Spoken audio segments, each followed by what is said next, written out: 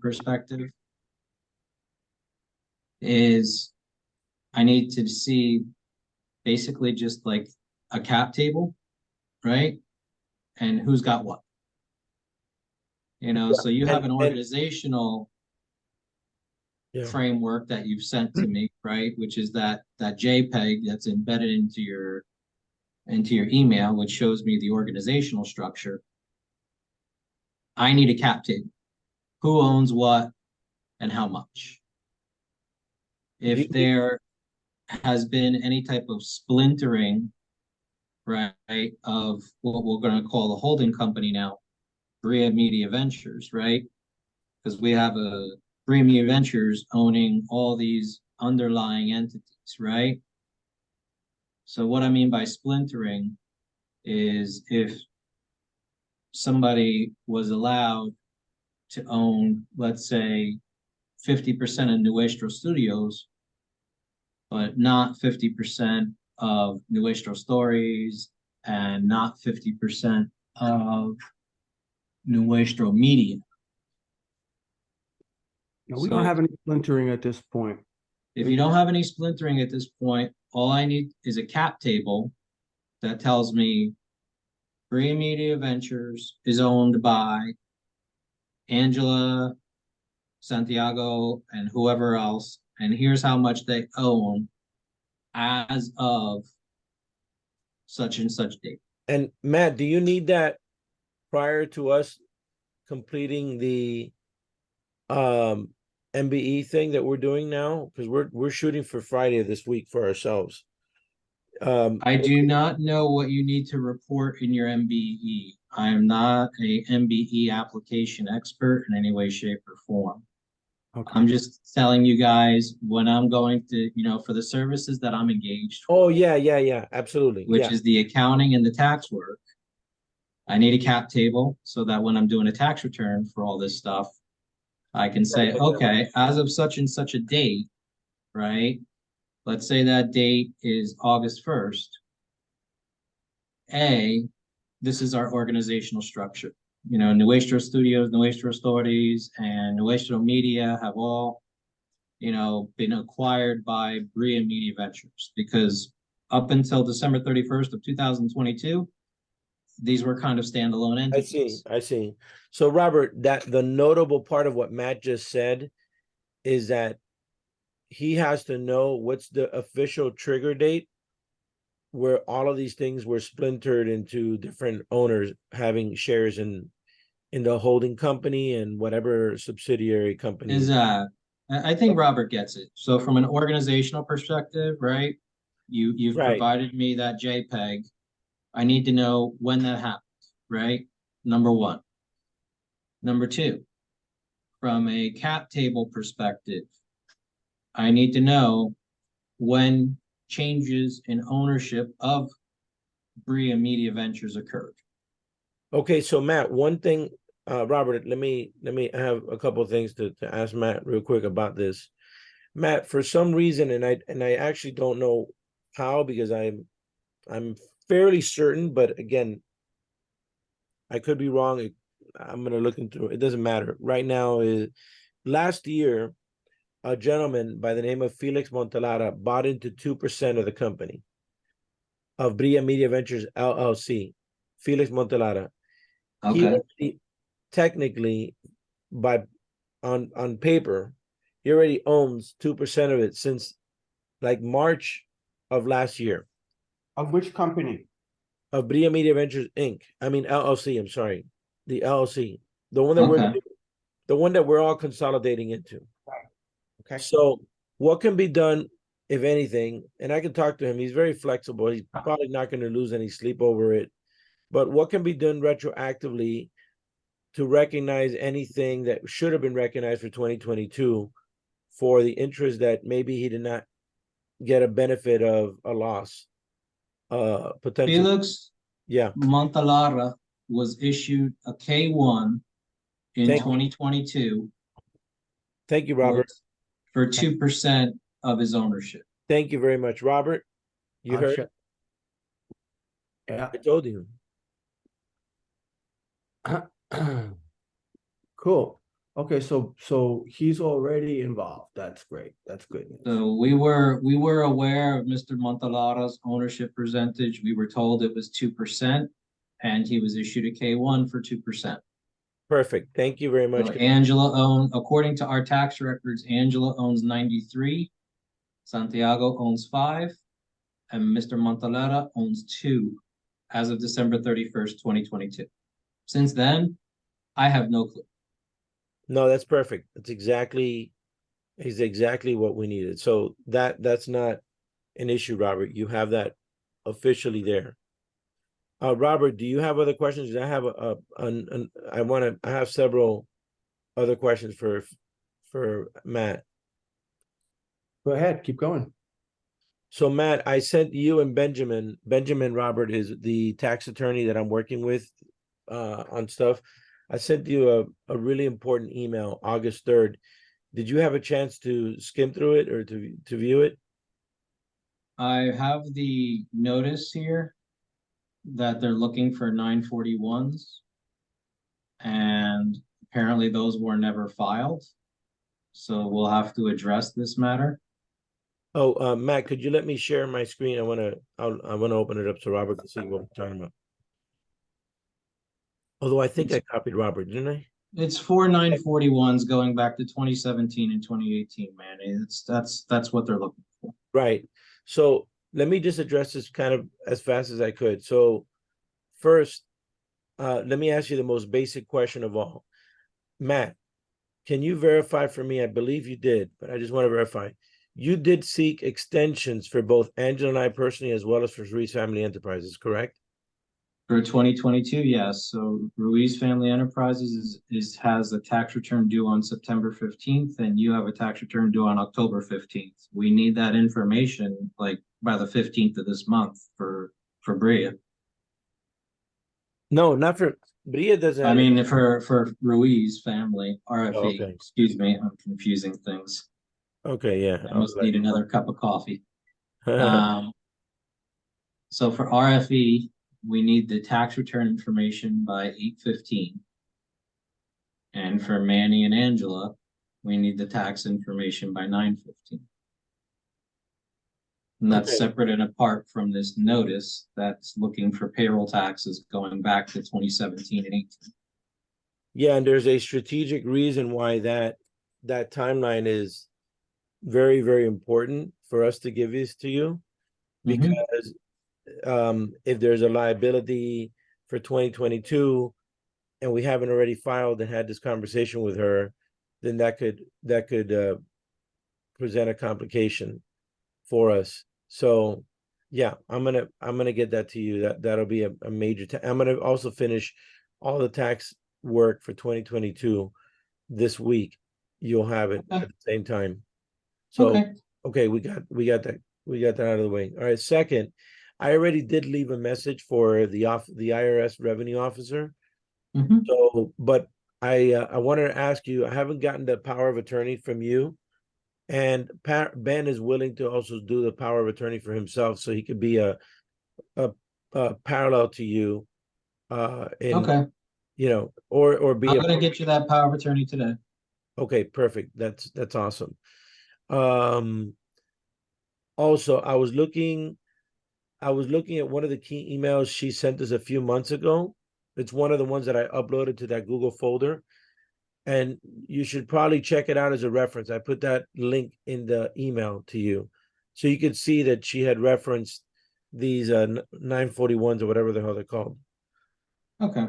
It'll be helpful. I also went ahead and added that massive IRS penalties email thing that she sent this past week or a week and a half ago. It's actually not even penalties, it's just taxes and a little bit of interest, so we're not even dealing with penalties yet. Well, no, but there is some I think there is some penalty stuff in there. Oh, okay. Well, if there is, then we have to. Yeah, there is. that. But I'm crafting a detailed IRS hardship letter per your direction and Matt and Ben's.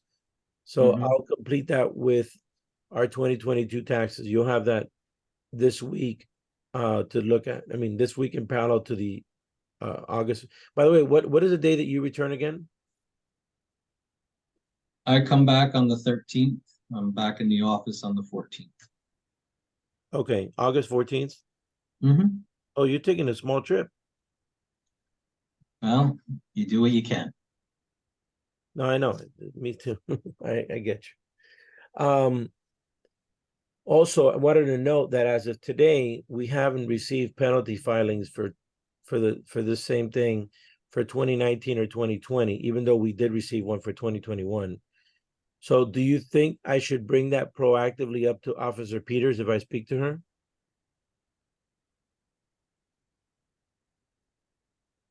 You can mention it to her, but you know, if we haven't received a notification, I would just confirm with her that they actually got the returns, because you know, according to my records, and let me just bring this up here, 2019, we had a paper file. So that could take a little while for the IRS to process. 2020, I believe we were able to e-file. Let me just double check my records here. Make sure that went through.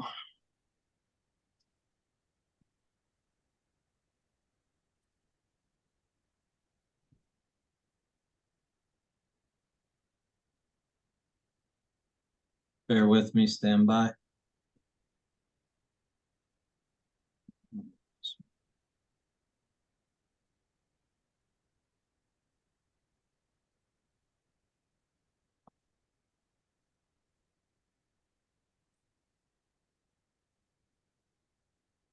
So Ruiz Family Enterprises for electronic filing purposes was accepted by the IRS on March 19th of this year. So 2020 has been e-filed and accepted. 2021. Yeah, no, that one, 2021 is the one that they penalized us for. Yep, that one's been e-filed and accepted. 2019 had to be paper filed, so I would just confirm with her if she's received it. Okay. I wouldn't be asking for a penalty letter. I would just be Confirming. confirming that she has it in her possession.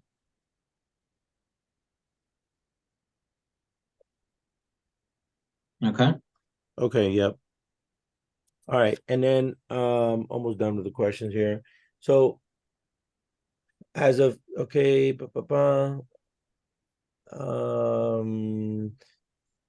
right, so Robert, you might have some questions because I have a final thing and I could go and just complete it.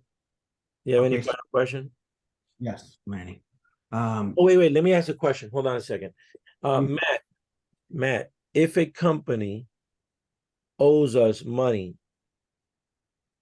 because of a earnout, because of an earnout, let's say that amount was $170,000 and that company goes under, okay, do I have the right to claim an earnout that was not paid or in any way, shape, or form? If you didn't receive the money and you never paid tax on it, then there's nothing to claim as a loss. Okay. All right. So You that's know, usually with individuals or with businesses that are cash basis like your company has been, you get the money, you pay your tax. If something happens where you were to get your money and then there would be like a clawback, then you would show the clawback as a deduction. If you're an accrual basis company, you would have recorded that money as a receivable, right? And it would show as income when you recorded your receivable. You would pay tax at that point in time. And then if it went bad, you would record a bad debt and record that bad debt expense at that point in time.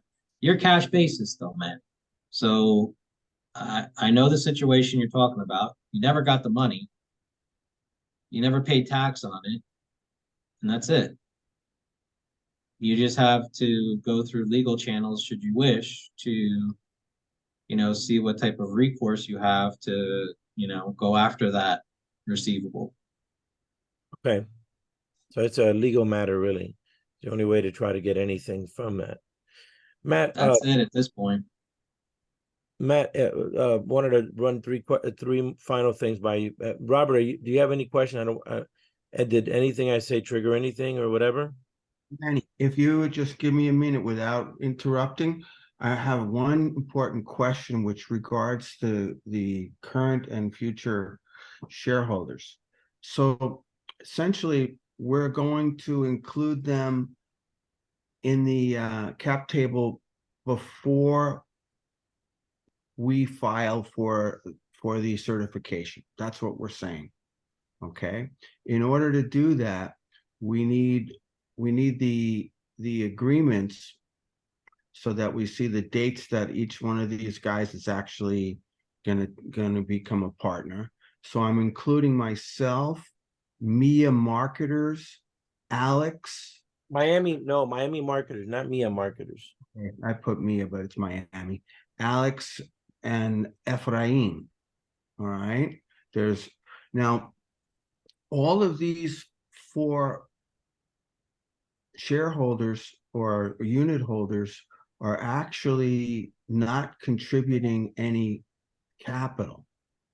So how do we show this for our sweat equity? Do we invoice the company? How can we include a valuation? And an evaluation has kind of already been set, right? Since Felix has paid 50,000 for 2%. And that would be in 2023. So what I understand your question.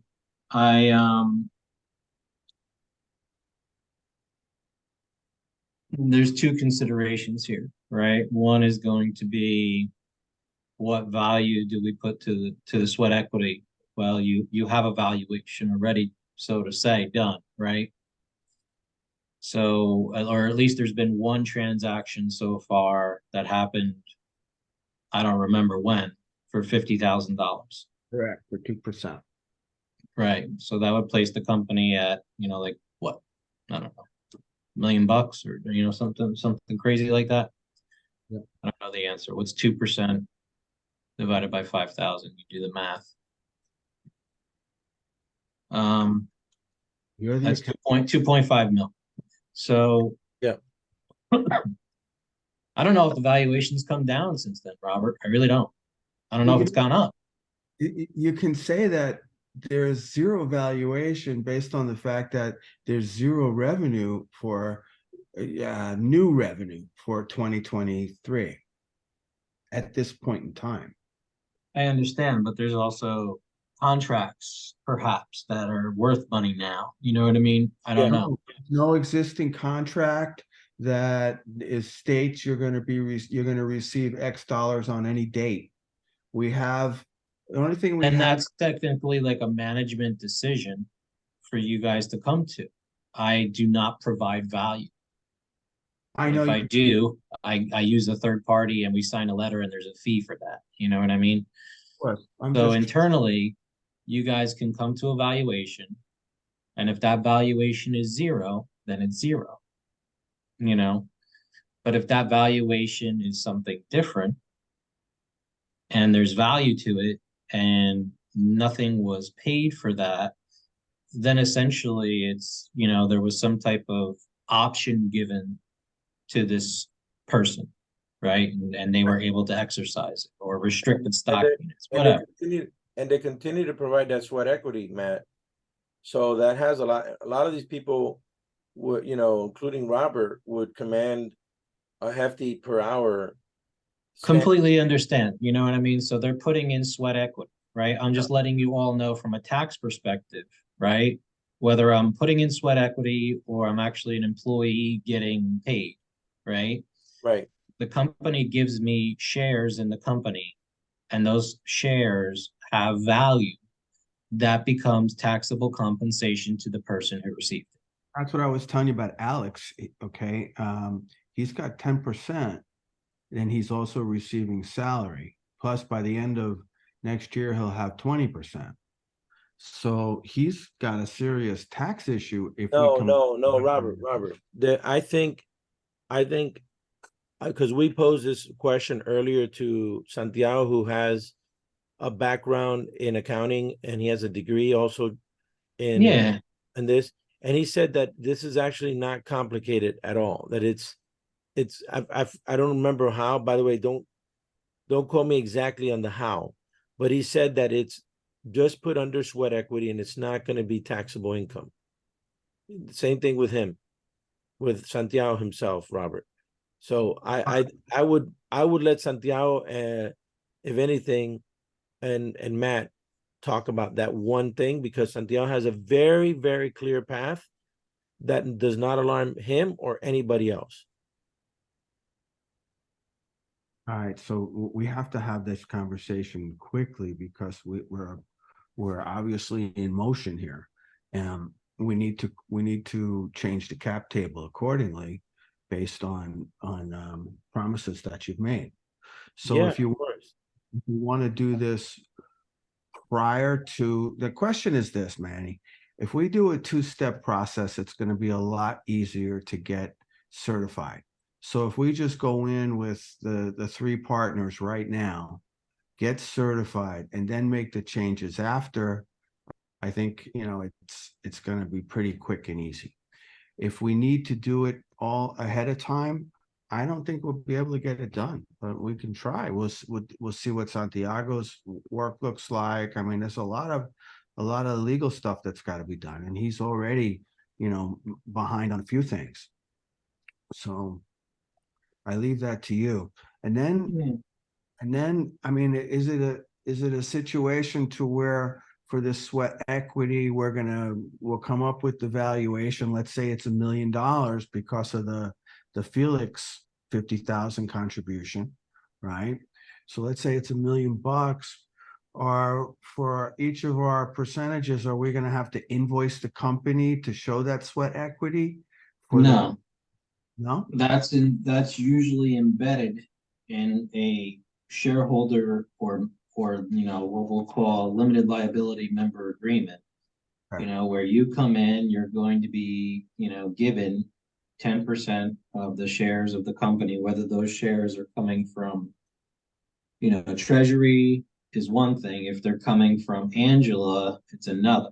You know, so if Angela decides to give somebody 10% of the company, right?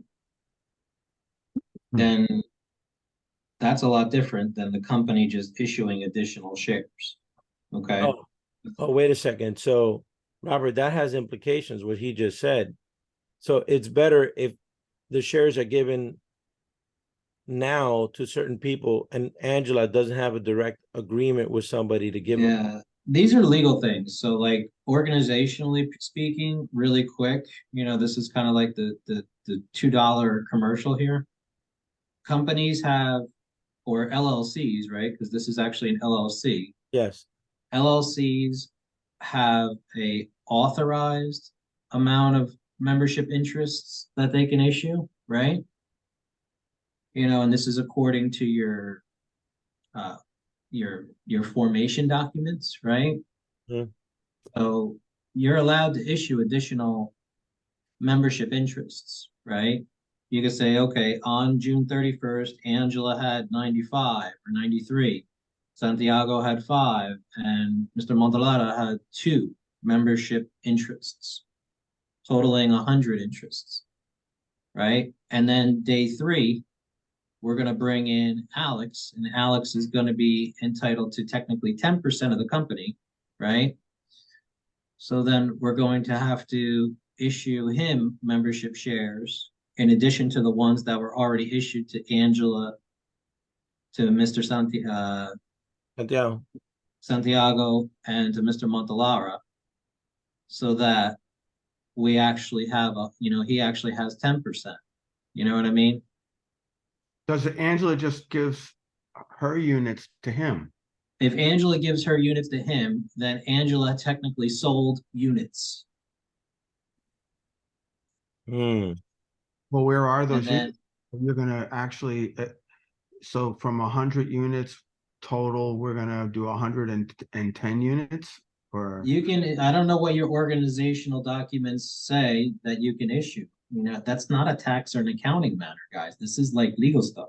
yeah, So should Angela perhaps not be the one that issues the future additional 10% that Alex is If supposed to get? Angela gives her shares to Alex, Manny, then Angela has some type of either capital gain or stock transaction to report on her taxes, right? So let's say Angela has 93 shares in Bria Media right now. If she decides to give that to Alex, right, like 10 of those shares, what's the purpose for her to give them to him? You know what I mean? Called it a What's the capital gain. valuation? We called it a capital gain or what? Well, it's either going to be a capital gain or a capital, you know, some type of capital stock transaction, or it's a gift. Can it be a You gift? know, if I'm giving you, Manny, right, 20 shares in Interactive Accountants, right? Mhm. And Interactive Accountants has a valuation of, let's say, $2 million, right? I just gave you 400 grand. So So I have to file a gift tax saying, hey, I gave Manny 20% of my company for nothing. I got to file a gift tax return. You're not my kid. so it's best that even kids, right? that 10% be set aside for Alex within the company now. Say this 10% in this operating agreement is set aside for Alex upon him being with the company for a year. Then If it were me, and this were me setting everything up, I would be issuing additional shares of my company to bring on board additional people that are coming into the company for no money. I would want some type of valuation assigned to it, because otherwise additional, you know, people that are coming in previously or afterwards with money, they want to know what their shit's worth. They're paying money.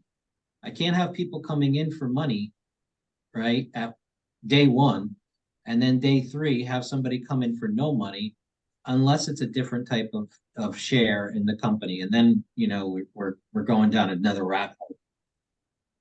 You know, like if I have somebody come in for money, they get voting rights, and I have somebody come in with no money, maybe they don't get voting rights. But you know, you got to talk to your lawyers about that shit. maybe one other option, Robert, is that Alex gets his 20% up front now.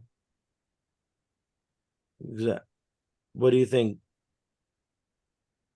Well, I think we need to discuss that with Santiago, but what I was afraid of is exactly what he's bringing up relative to tax ramifications. Okay, it is like a gift per se, but essentially what we're doing here, I think, Manny, is we need to create the valuation, and what threw the monkey wrench into this was that 50,000 that Felix gave us. If he didn't, Again, that 50,000 that he gave you at that $2.5 million valuation way back when could be different today, Robert. You know what I mean? I don't know what it is. It could be 5 million. It could be nothing. I don't know the answer. I think we gotta make a case for it being as low as possible so that we could actually cut a check, maybe, you know, so if it's, I don't know, for whatever it is, and then you could pay us that back in whatever stipends later, you know, as earned income. But you know, one way to make this clean, and also part of the requirements for the MBE require that all shareholders or unit holders have actually made a contribution in cash. Yeah, It can't, but Santiago clearly stated, Robert, that it is not necessary to do it that way, that it could be put as sweat yeah, well, equity. I He know that, but clearly stated that, bro. He does not talk out of his butt.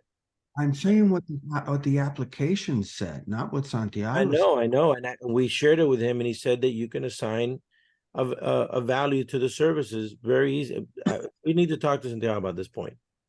Well, yes, it could be exactly the way he's saying, relative to sweat equity and invoicing. This is what we were just talking about initially. But what the application says is it has to be a cash value contribution. So that we just have to see if the sweat equity invoicing will pass us that cash contribution. I think they're looking for an initial contribution, you know, $50, $100, whatever it is. Any light on that, Matt? I have not dealt with the MBE guys, so I'm sorry, I don't necessarily have an answer for you. I would defer to Santiago. Okay. Well, everything else that we need from you, we've gotten. Thank you very much. Okay. We're Oh, in absolutely. we're in receipt of the tax returns, the financial complement for 2022 and 2023.